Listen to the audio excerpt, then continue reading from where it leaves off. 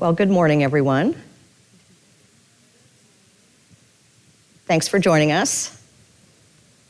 This is a session actually that's brought to you by the GBTA Meetings and Events Committee, and I know there's several of us here in the audience, so we're happy to be here. I'm actually a member. Brenda, you're a member. Mm-hmm. You've got a colleague who's a member. Amy, yeah.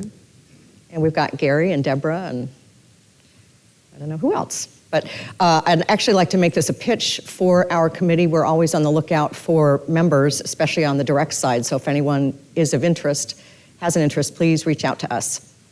But we're here to talk about strategic meetings management, post-COVID relaunch. My name is Betsy Bondurant. And we've got the triple threat of the bees today. Barbara Rose, Brenda Crocker-Pierce are my panelists. And I'm going to tell you just a little bit about myself. But before we get into it, we are recording this session, so we would like to make sure that if we have audience participation, which we're hoping we will have throughout, that Mary has a microphone and just raise your hand and she will run to you and we'll be able to record that as we're recording the session. So thanks very much. My name is Betsy Bondurant. I've been in the industry for pretty much my entire career. I was on the corporate side, managing meetings and events, and started in the area of meetings consolidation back in the late 90s and launched a program with a large corporate biotech company, and we were one of the first companies who actually deployed technology against SMM. And I have been doing consulting since 2007, helping clients really understand either how to build or... You were 7? 2007. I told you, I've been in this my entire life. That was good. Thank you for clarifying. I appreciate that. And we're going to have some fun this morning, too. But I have been helping clients understand how to either design and improve their SMM programs. So I think that's what's relevant about me as it relates to this topic today. And what we're going to be talking about is really how organizations have been able to really improve their programs since COVID and really understand from both Barbara and Brenda what has helped them really advance their programs and understand, because of COVID, how we've really made things better within our organizations. So if I could have you, Barbara, just talk about your role in the organization, where you sit, and just in general, about your SMM. Absolutely, and I realize I'm wearing the exact same outfit I have in the picture. Sorry, I do have more clothes than just this outfit, but.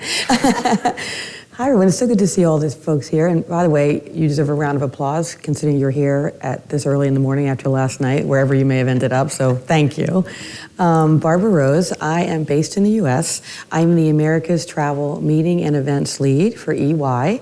We sit within Supply Chain Services, which is the procurement arm of EY, and we actually are a globally consolidated program, which if you understand professional services, you'll understand how challenging that is, because in our company, as in others, every country is its own company. So if we want to do something globally, we actually have to go to every single market and we have to socialize it and get approval. So I have the Americas. If I want to do anything within Latin America or US or Canada, we have to then go to every single key stakeholder and get them to come on board. So it's rather challenging, as you can imagine, but it's also helps us understand the uniqueness of every single market and really have a really good relationship with every country that's in the program. So I feel very fortunate for that. But one of the also unique things about our team is that the global head is actually a partner in the firm, which is and reports just two below the CEO. So we have real great advocacy and that level, and that I think you all know that's really important, so I really cherish that as well. Barbara, can you just explain a little bit more about the significance of the partner within the company? Because I'm not sure everybody understands that. Okay, so within a firm, the partner becomes like an owner within the organization. And so they're very senior.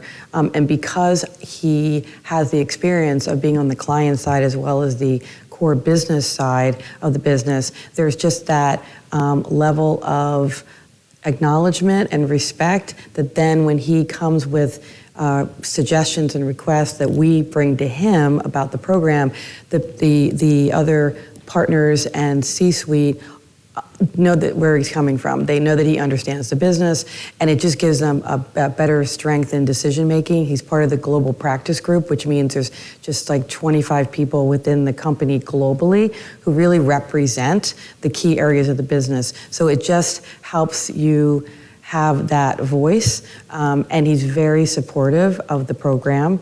He understands the value of it, and that's just it's really important. So, executive leadership support, exactly. Absolutely. And is your program mandated?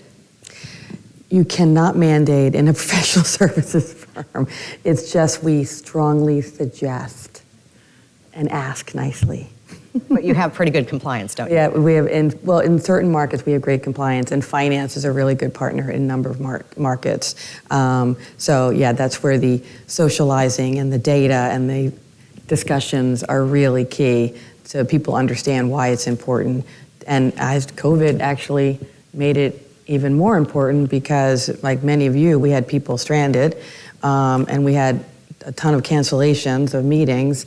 And so we had to use that partnership with our suppliers to advocate for our company, and it actually really elevated the whole conversation. And all of a sudden people went, oh, okay, you guys really are strategic, and you really are core to our business, and you're impacting our budget in a significant way.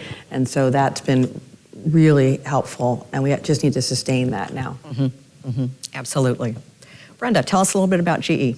So I am the senior manager of operations at GE, and we started the SMM initiative about 4 years ago. We're well on our way. We have the adoption. We cannot mandate. Same thing. We strongly suggest, and we encourage people and provide benefits as to why they should source through us. They still have control with their meetings. They can still have their relationships with the hotels, but we strongly suggest that they source through our program to get the full benefit. It's been pretty successful. I think the COVID pivot has helped us in the long run, because the same thing, we've been able to provide those numbers for cancellations when people that didn't go through our program came to us to say, help, I don't know what to do. We can't get we can't get anything back, and we were able to provide that. So that made a huge difference. I think, I don't know, how many years has EY had an SMM? Well, I would say... I had to go back there because I had to ask that question because I'm going to follow up with a question, so sorry. No, it's a good question. So we've had the consolidated program globally for about 5 years, but it was still separated in some regions. So we still influenced it, but it didn't come all under our global lead, Karen Hutchings, until a year ago. Okay. So we had to pull in North, but from I'd say 4 to 5 years. I only say that, and the reason I'm asking is because I even had connected with Betsy too, because I felt like we weren't moving with our strategic management program, and asking can we benchmark with other businesses to see what's happening in that space? And what I quickly learned is that it takes time. Mm-hmm. It's not overnight, and that made me feel a lot better, and it's really helped us improve our program. Mm-hmm. So it's definitely a marathon, not a sprint, right? So you've heard a little bit about us. So if we could go into your app, and let's do a little poll to find out who's in the audience. And these are not going to show, actually. We'll look at it in the app. And it occurs to me I might need to make this go live.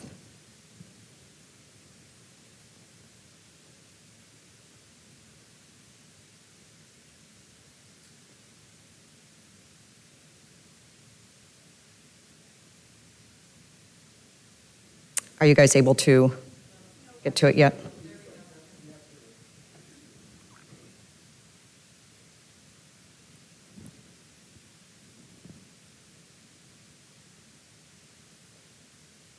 Okay, so about half of you are corporate travel or meeting buyers, and about 26% are hoteliers. And then we've got technology and other.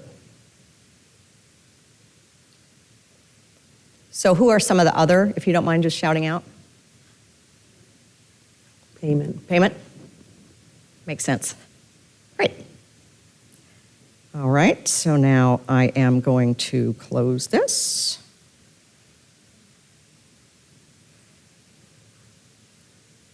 And then we've got another question here.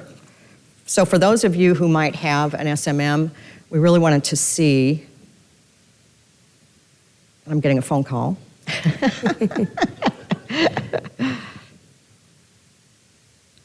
So are you able to respond to this one?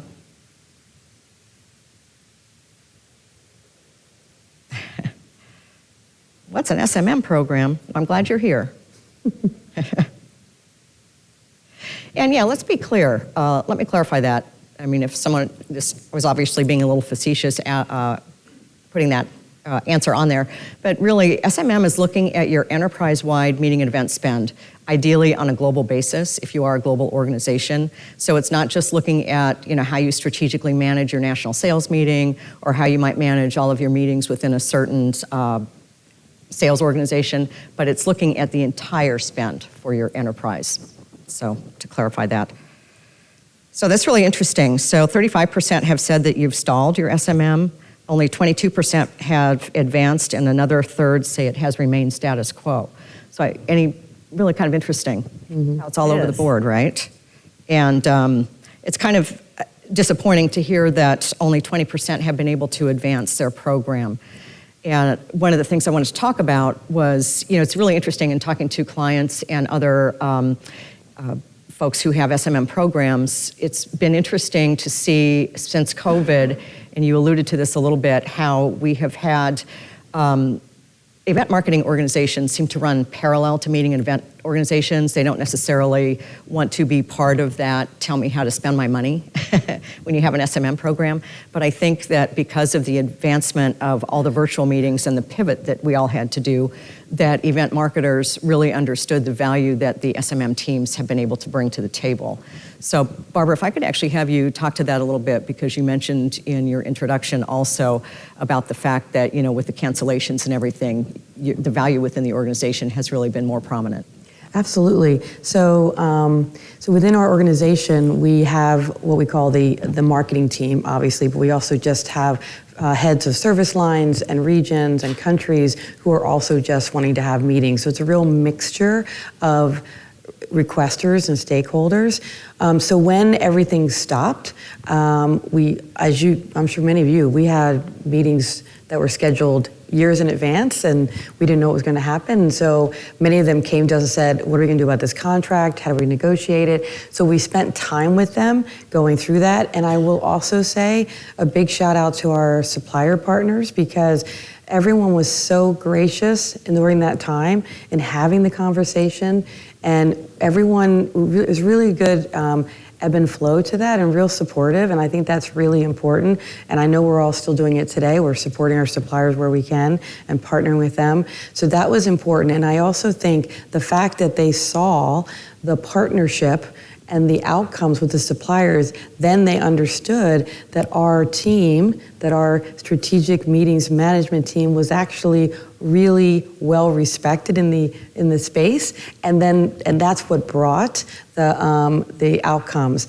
And I think when I think about other companies and some of the absolute incredible talent out there within the event space, what I'm hoping, because I've seen this, is that all of a sudden these individuals realized they were more than a planner. They were actually managing significant budgets, significant experiences, and they were bringing real value to the firm. And I definitely saw the conversation change. And now that we took during COVID, and we just reinvented ourselves when all this happened. We said, we want to be the change, right? So we're like, well, what are we going to do? So we've completely restructured globally our program, and we have a real good mixture of SMTs, third-party resources, contractors, in-house, and we created ourselves, but we brought our requesters and the budgeters into the process and had them look at what we were doing to make sure we were aligned. And again, having those strategic conversations with them really elevated the conversation, and now we're on this journey together. And what's an SMT? Rob, no, small meetings technology. Sorry, it's been a long night. So you've got a lot of quivers. We do, Yeah. because and I think you've probably seen this yourself, resource constraints, right? So when you have resource constraints, what do? Well, you can sit there and complain about it, but eventually, right, we're gonna have to do something. So we looked outside the market and we went, oh, here's a technology that will do well. Oh, here's a third party that will do well. Oh, and then we just kind of decided where to plug and play to create the structure. And it's really, there's been a lot of change management, don't get me wrong. But I think it's really moving in the right direction. We're, again, still working through it. Interesting. Brenda, what about you and changes in governance? And it's been interesting because, we had talked a little bit about this earlier. We immediately pivoted and changed and looked at the same thing. What about technology? Everybody was using, during COVID, everybody was using all different types of technology. And besides the cancellations that we worked on, we came up with a guidance plan for people to follow, to know what's already in-house, what's included that they don't have to pay for.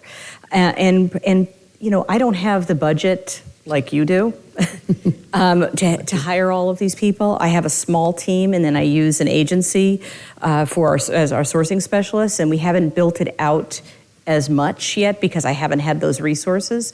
But you can do other things. We have our own portal. It's called GE Smart Meetings, our portal, and I'm sure you have something like that too. And we provide guidance to technology. We provided guidance to thinking about your sourcing. You need to have lead times.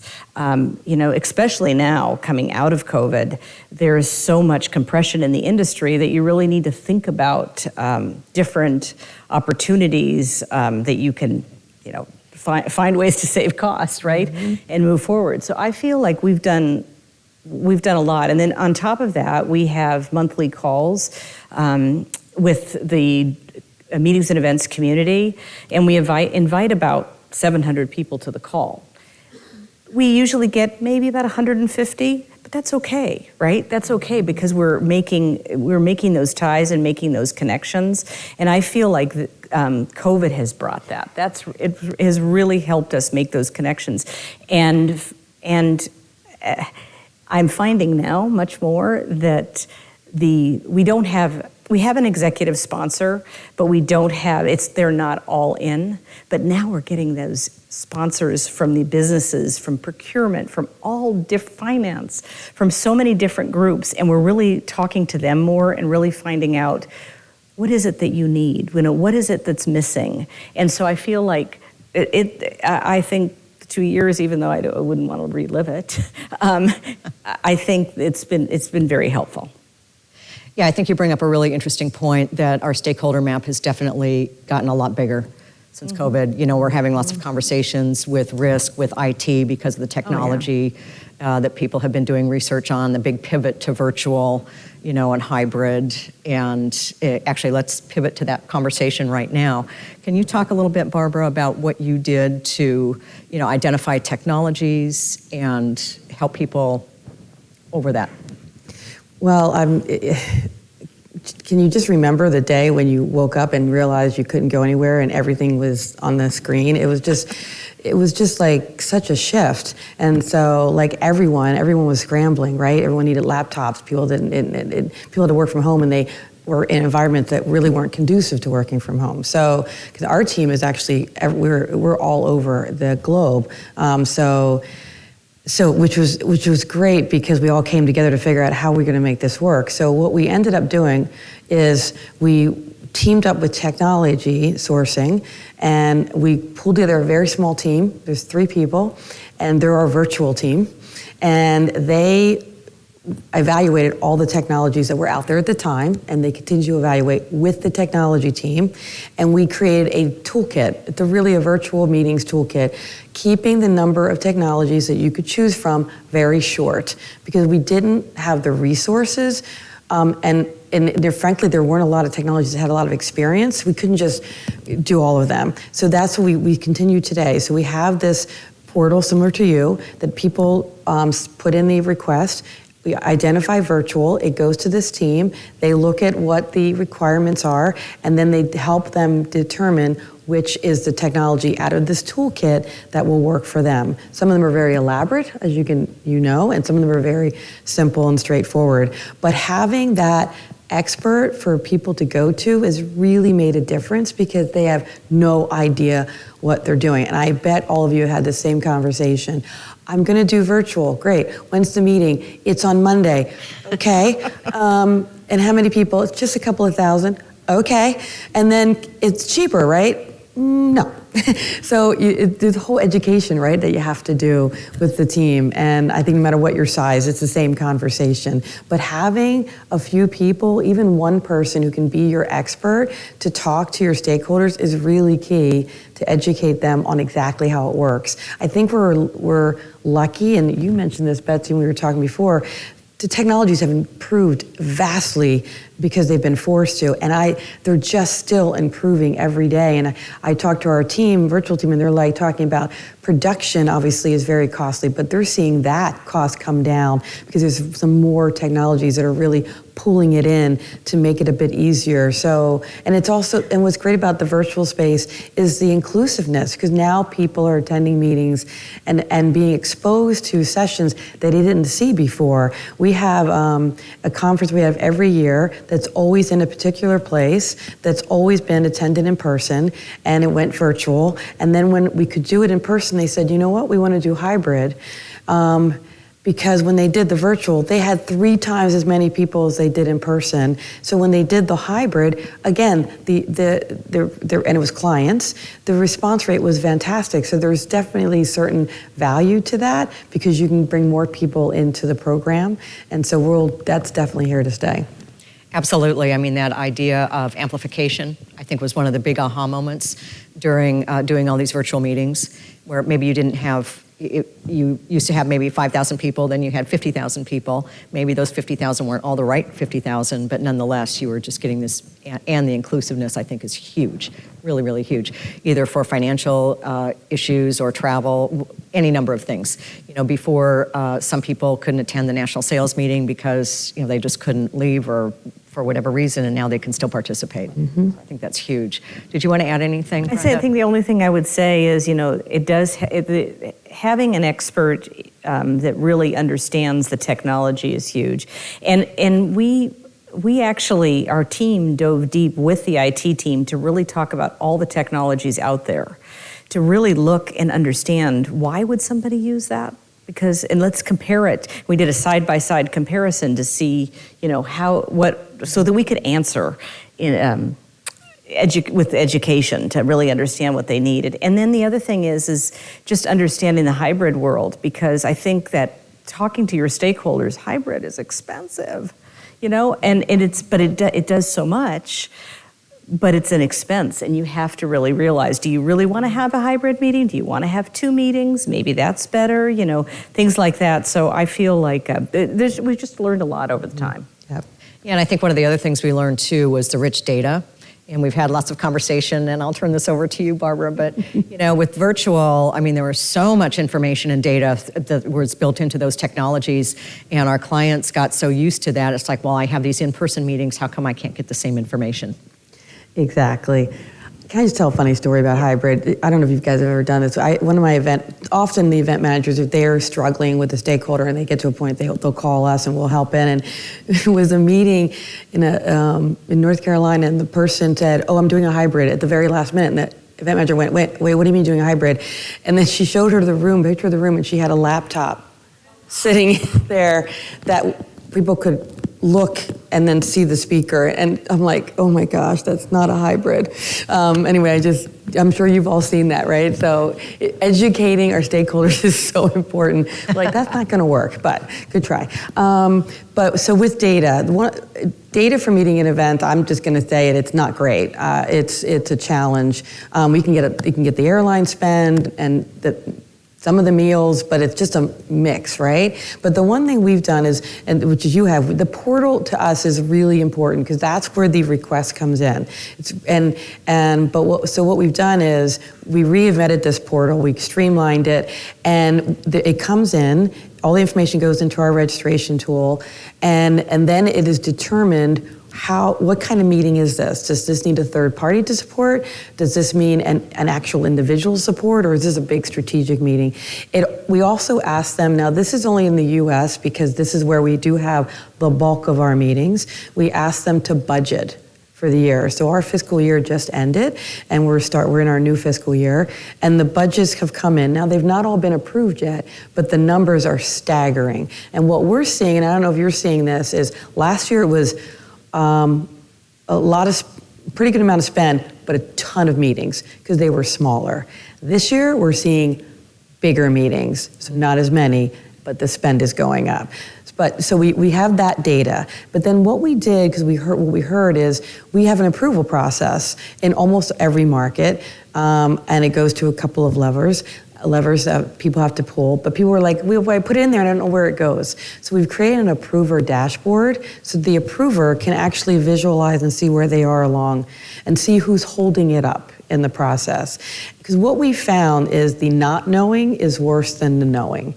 And when you talk to people, they're like, well, they have a lot of questions, but they just couldn't figure out where to find the answers. So we're helping them find the answers on their own through this approver dashboard. So that's helping as well.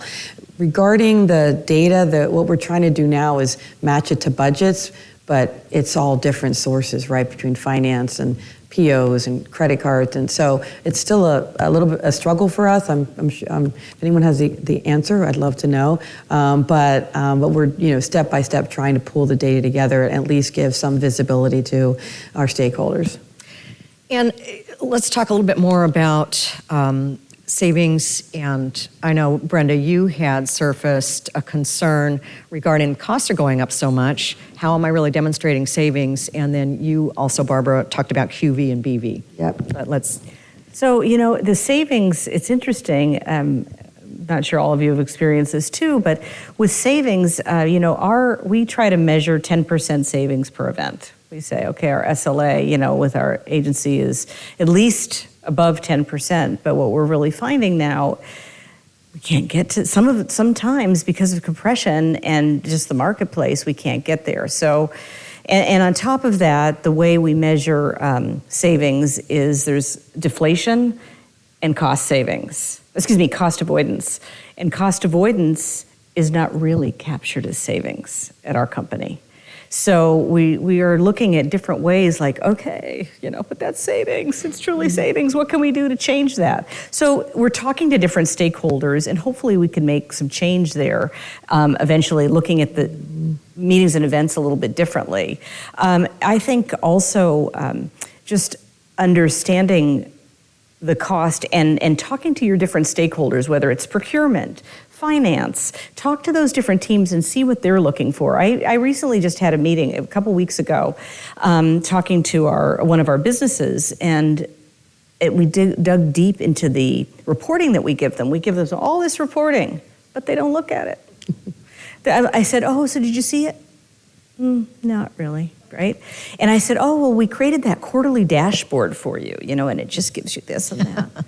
No, could you show it to us again? And I said, well, you know what? What do you need? Like, really, what would be beneficial to you? And we got into this great conversation about what they really needed and how they're charged, and they want to see that difference. Is it a true value?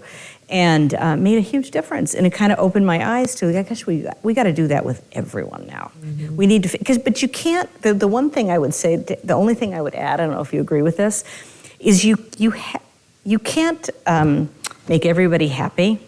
and you can't give everybody the reports and the little details that they need. You have to make it a little bit more generic, but if you can gather information, people really appreciate that, to see what they need and then just find those common answers and see what you can do. I would agree. Do you want to talk about your QV and BV? Oh, yes. Quantitative value and brand value. Yeah, so again, because Warner Supply Chain Services procurement, lots of conversation about savings. So a couple of things we did in the past couple of years is we went to the team and said, the leadership team and said, there's savings, but we are spending so much time with our stakeholders giving them options, and often they pick the most expensive option. Oh, yeah. But then we're like, that's fine, but that doesn't discount all the work we've done showing them the other options. And so they've agreed to allow us to put in foregone savings. So these are savings that they could have achieved if they'd made a different decision. Now, it's got to be apples to apples, when you do the comparison. So that's been a real eye-opener for leadership to see the decision-making and the impact on the budget. And then we also have QV, which is quantitative value, which is the savings, and BV, which is brand value. And brand value really comes from the partnerships that we have with our suppliers and just getting creative. So, for example, we have a lot of programs with our suppliers, as you may have, where they do certain nice things for your travelers, whether it's they're going to a hotel and it's speed to status or something like that. So we'll often go to the hotels or the suppliers and say, can we do something like that specific to this meeting? We have all these interns coming in. We want to do something for them. They've never traveled before. And then that's the brand value. That's the value that's above savings. You can't quantify it, but it actually has an impact on EY as a brand. And it's also the fun stuff that you can get creative with. So we're very fortunate that's actually collected. It doesn't count towards QV. I will say, though, it probably gets more press than the QV because people are talking about, oh, did you guys get this? And how about these points or whatever it might be? Not just points, you have to get creative, but it's really the fun part. Good for you. I think being very creative, that's great. I think we're at the top of the hour. We've got about 15 minutes left, but I just wanted to take a break and see if anybody had any questions or wanted to provide some of their own experience or insights. If you want to raise your hand, Mary will come up with the microphone. And it's okay to be quiet. It's early. Are you awake? We've got one up here. Stump the band, as Johnny Carson used to say. Thank you. Good morning. Spencer Brace from Troop. We're a meeting planning software. I'm interested to know how much sustainability has been on the agenda for deciding where meetings are being based now. So thank you for asking that. That was one of our topics that we, ESG down here. So, and I'll let you all answer that, and then I have some thoughts as well. Oh, okay. Do you want to go first? Sure. I mean, on our side with sustainability, of course, what I've seen is there has not been a focus from our meeting planners and the meeting requesters. There has not been a focus on, I only want to choose a hotel that shows me at the end, what the carbon footprint was, or it provides stats. We haven't seen that yet, but what I've done, and I've challenged the team, and I've talked to our partners on our quarterly calls to say, what can we do to make sure that we can provide this report, or provide in the proposals, at least, what can you do to save and show and highlight that, and then what can you provide at the end of your meeting so that you can take it to your boss or whoever you want to take it to. It's unfortunate that we haven't seen it yet, but I know it's coming. it is. Yeah. I'll let you. I think it's a bit challenging in the meeting space to define and demonstrate sustainability, but I think, like most of you, within our SOWs and our conversations there are certain expectations. We just say these are the basics for sustainability you have to do. There's just no question. If you can't do that, then we're going to move on. So we do have that. We also have put in some robotics, but this is more around the air piece. And this is to give visualization to leaders when there are a number of people from the same team going to the same meeting. Do you really need 10 people? Can't just 2 go? Because really the biggest impact to sustainability is not getting on a plane, right? And for us, that's the piece, is the air. We know we can't stop traveling, but how do we do it more thoughtfully, or at least make sure people understand the impact that that's going to have? So within the meeting space, we do though specifically look at number of people and then locations and the travel, the flights, and can we use ground to offset that? So there's a lot of different, I guess, metrics and measurements. And actually, we were just talking to a hotel supplier yesterday about how to take more information from their database about sustainability to then apply it. So we know that there's actually reporting that shows the most sustainable cities and the ones you don't want to go to. And but that, as they pointed out, that's a city metric that may not be a hotel-specific metric. So we're trying to figure out how to incorporate that into our planning. So when we sit down with the stakeholder, we can say, I know you want to have it in this city, but look at their measurement where this one is actually much better.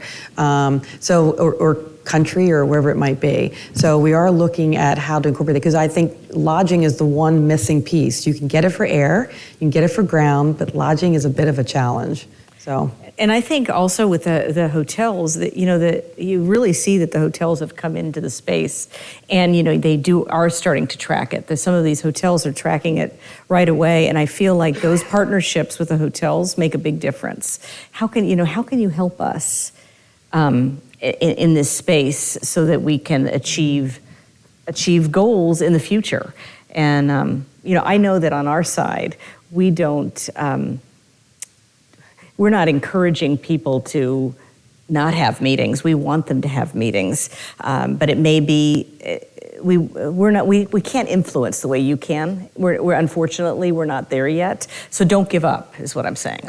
Don't give up. It just takes time. Well, and just one last quick thing. For EY, we have a target, and so we have to meet it, or it's not going to be good, right? And I'm sure you guys have the same thing. I'm sure your CEO is thinking, we have to meet this target. But also within procurement, 70% of our supply base has to have science-based targets. So that's why we're pushing the conversation with our suppliers, because we've got to hit that target. So I think we as buyers can really influence this space in a positive way. Now, that's a really good point. And I know that you all have technology that helps people understand what some of their options could be. And I am really encouraged that with ESG, that many organizations now, we've been talking about green meetings for 20 years or longer, right? But no one's really made that part of their buying decision. And I think that's what has changed. You as a corporation have goals that you need to achieve. And you're right, the air travel is part of it. But I will also say that some companies have actually changed their travel policy or meetings policy, as it relates to the type of meeting that they are allowing people to do. So I hear your point that you want people to meet, but if they're doing sales training meetings, for example, things that are very didactic, they have put in the policy that that's going to, for here on out, going to be virtual. You're just going to do that on demand. We're not going to bring a bunch of people together to just talk to them for 2 days. If it's something that they could truly do online and be very successful, so that way companies are trying to alter their carbon footprint. So it's not necessarily a cost savings initiative as much as it is, let's not have people out there traveling just to travel. And then other people are putting processes in place as it relates to more thoughtful travel. And, instead of going to Dallas to visit one client, it's like, I'm going to go to Dallas, I'm going to visit, 2 clients, I'm going to go to the regional office, and I'm going to, do this. So that they're more purposeful driven versus, oh, you know what, I haven't seen Betsy in, 2 years, I should go see her. So, I think people being a lot more thoughtful about what all that travel is about. Mm-hmm. So, thank you for bringing that up. Yes, we've got a question in the front here.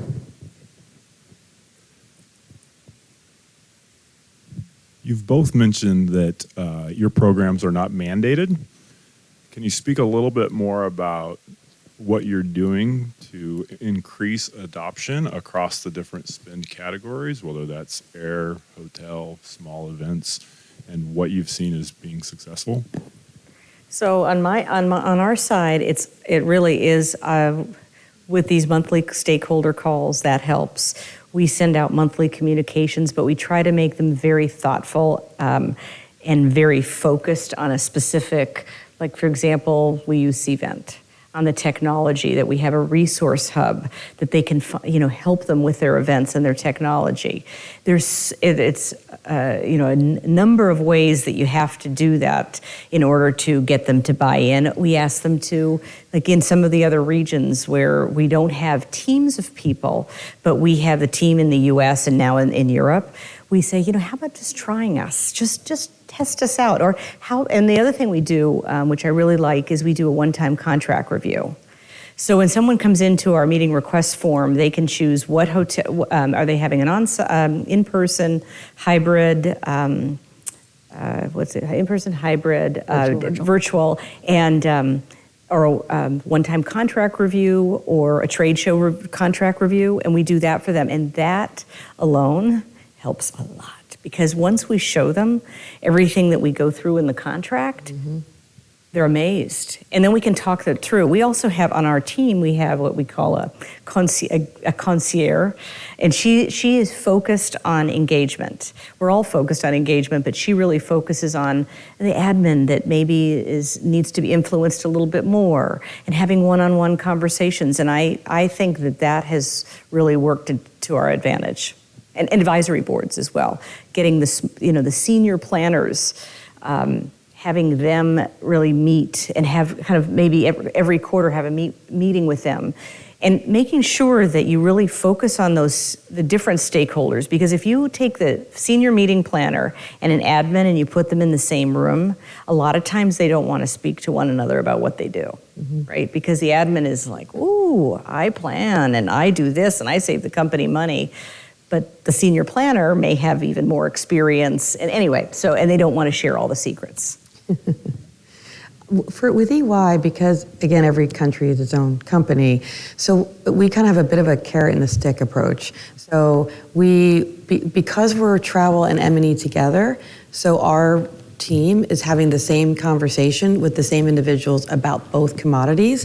And we really have been fortunate in our people on the ground in Latin America, in Asia, in Europe are really well respected and known. And so they do have good impact and influence. It's taken a long journey, but because they understand for travel, when they brought M&E into the conversation, they're like, all right, what do you have to say? So there is a bit of that, let us prove, let us show, but there's a bit of a stick because we're part of procurement. If you put a PO in and you don't have a certain registration ID, it doesn't get paid. And that actually shakes people up a bit. So there is a bit of a financial, and now eventually, and helping them understand they've got to go through this process. So I would say our compliance is really good because of the two together. We prefer the carrot or the stick, but sometimes you need both when, especially in a global environment.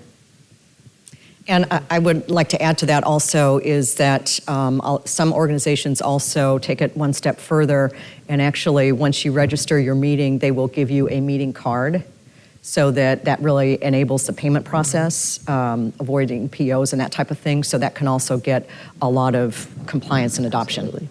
One of the things I meant to ask is, or just kind of allude to, is where I sit now. I used to sit under procurement, and now I sit under HR. It's interesting, right? Because I work with the travel manager. So there's a travel manager, and then sit under HR, and that's been super interesting because it's a different way to look at it. It's more of duty of care, right? Yeah. So you look at that piece of it, and I think that's important too. We have Group Air. We offer Group Air as well, or they can book on their own through business travel. So we have literally 2 minutes left. So if you all have one final nugget you would like to leave with our audience before we conclude, and then I will also ask you to do the session survey as well, maybe even before you leave the room. But Barbara. 2 quick things. One, education and expectation.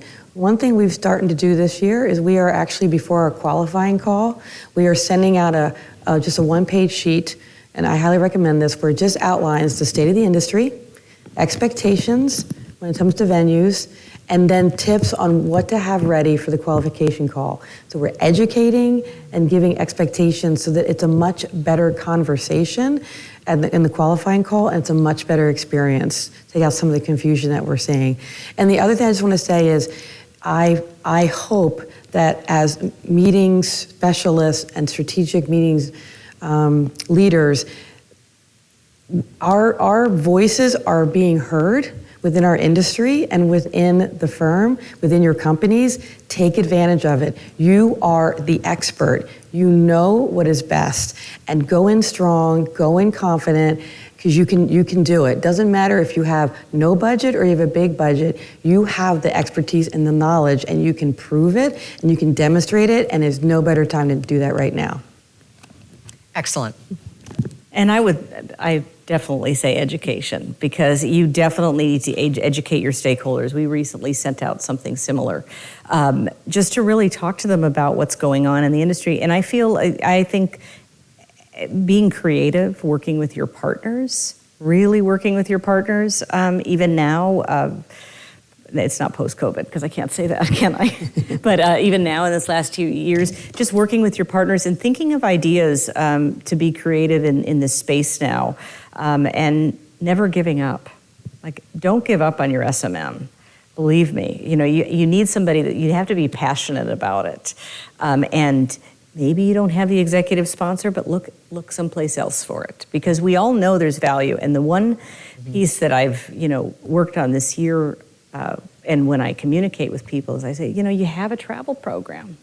You ask people to go through the travel program and make sure that maybe they're not 100% compliant, but you have a travel program. Meetings and events is just like it. Don't you want to know the spend for your meetings and events? Because most companies don't know they think that they don't really plan meetings. Oh, no, we don't really know. And it's very hard if you go into budgets and things, to find the spend for meetings, because it's all over the place. Absolutely. Well, please give a round of applause to both Barbara and Brenda. Thank you so much. So glad you were here today. Thank you.